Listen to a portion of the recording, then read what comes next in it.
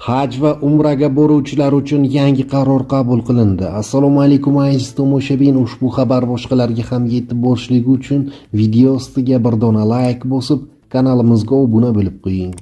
Diqqat qiling, haj va umraga borish uchun endi yagona portal orqali ro'yxatdan o'tish majburiy etib belgilandi.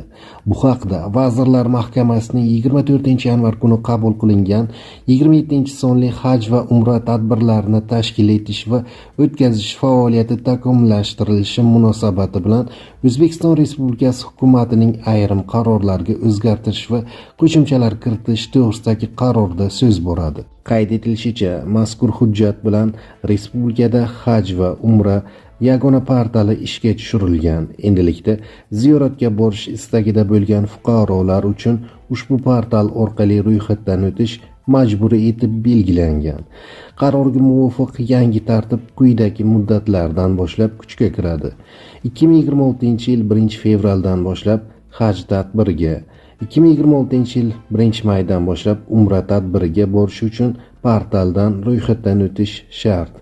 Ziyoratchilar haqidagi ma'lumotlar portalga kiritilmasdan turib safarlarni tashkil etishga yo'l qo'yilmaydi, deyiladi xabarda.